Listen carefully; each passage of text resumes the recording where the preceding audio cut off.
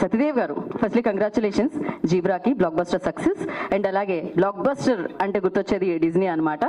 All age groups కి అందరికీ చేరువుగా, world లో అందరికీ చేరువుగా ఉంటుంది. అలాంటిది డిజ్నీ ఎంట్రీ ఎలా అనిపించిందండి మీకు? వాయిస్ ఎంట్రీ ఎలా అనిపించిందండి? అందరికీ నమస్తే అండి. ఆలీ అన్న అన్నట్టు నేను నాకు ఫస్ట్ సుప్రసాద్ గారు ఇలా అడిగితే నేను ఫస్ట్ కాల్ చేసింది ఆలీ అన్నకి. అన్న ఇలా అడుగుతున్నారు అంటే వాయిస్ ఇంకా దగ్గర పెట్టాలి, అది కొంచెం బొంగురిపోయింది, సారీ. అంటే ఇందాక ఏం చెప్పారు అదే చెప్పారు. ఒక 200 years లేకపోతే ఇంకా ఎక్కువ మనం ఉన్నా లేకపోయినా మన వాయిస్ డిజ్నీ లైబ్రరీలో ఉండడం అనేది it's a great achievement. Disney అన్నది ఒక పెద్ద సంస్థ, ఆ సంస్థలో నీ వాయిస్ ఒక క్యారెక్టర్ నువ్వు ఇస్తున్నావంటే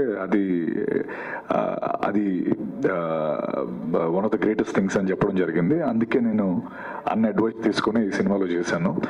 మోర్ ఇంపార్టెంట్లీ నేను సీత మార్కెట్లో సిరిమల చెట్టు అనే సినిమా నా సెకండ్ సినిమా.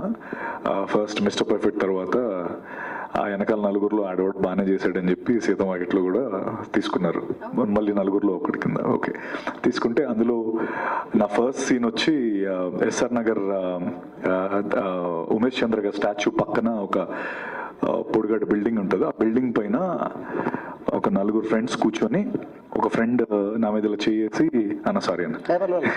ఇలా చేసి ఎదురుగా ఉన్న ఒక పోస్టర్ని చూపించి మాట్లాడుతూ ఉంటాడు. అలా చేసిన ఆయనే మహేష్ బాబు, నా పైన మహేష్ బాబు గారు నా మీద అలా చేస్తే నేను అనుకున్నా ఈ సీన్ అసలు, ఎందుకంటే నా సెకండ్ సినిమా ఒక సూపర్ స్టార్ మహేష్ గారు నా మీద చేస్తే నా క్లోజ్ పెట్టారు మా ఇద్దరికి, ఎందుకంటే ఇది నేను, ఇది మహేష్ గారు. అసలు నా ఆనందానికి అసలు అవధులు లేవు. ఆ టైంలో చేసి అసలు చేయమని చెప్పలే, ఈయనే దాన్ని ఒక ఇంప్రూవైజ్ చేశారు. అసలు అందరికీ చెప్పేసాను ఊరంతా, అసలు మహేష్ గారు నా మీద చేశారు, సీన్ అదిరిపోతుంది అని చెప్పి. కాకపోతే సినిమాలో సీన్ లేదు, అది డిలీటెడ్ సీన్స్ లో వచ్చింది. డిలీటెడ్ సీన్స్ లో తర్వాత సినిమా హిట్ అయిన తర్వాత రిలీజ్ చేసిన దాంట్లో ఉండింది, సినిమాలో లేకపోయింది. ఐ థింక్ అలా స్టార్ట్ అయిన నాది ఫస్ట్ డే షూటింగ్. అది మహేష్ సార్తో అలా స్టార్ట్ అయిన తర్వాత సర్లే నీకెవర్లో చిన్న రోల్ చేశాను. అండ్ ఇలా సార్తో పాటు టాకా అనే క్యారెక్టర్కి వాయిస్ ఇవ్వడం, I feel very very happy.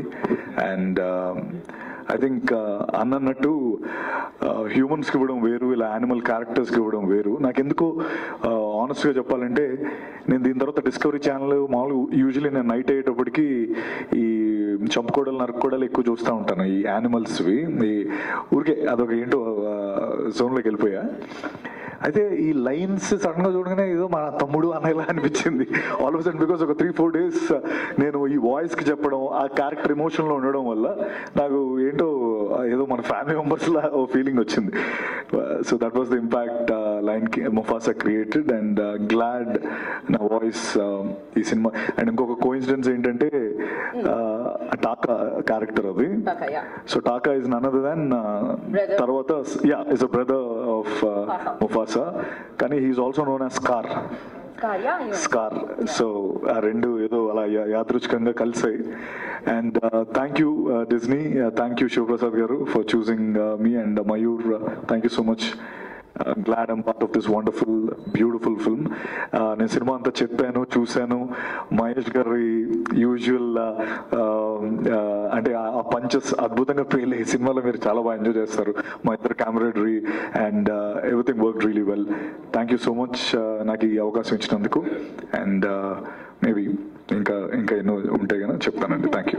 Very nice. ఓ మీరు స్కార్ అంటే ఇది చూపించారా? ఓ ఓకే ఓకే, అప్పుడే స్కార్ పడింది దీని వలన, డిజ్నీ వలన, ఫ్యూచర్ లో రాబోయే దీని వలన. Okay, crazy. And one final question Satya to you, like ఏంటి అంటే మీకు ఏమైనా do you remember any line? ఏది ఒక్కసారి ఏదైనా? అదా సరిపోయింది, తినడానికి సరిపోయి ఇంకో తెంగరోడు తోడేడు మనకి. That's crazy. అండ్ ఈ డైలాగ్ తో మేము మీడియాకి ఇచ్చేద్దాం అనుకుంటున్నాము. We have a Q&A session with media. So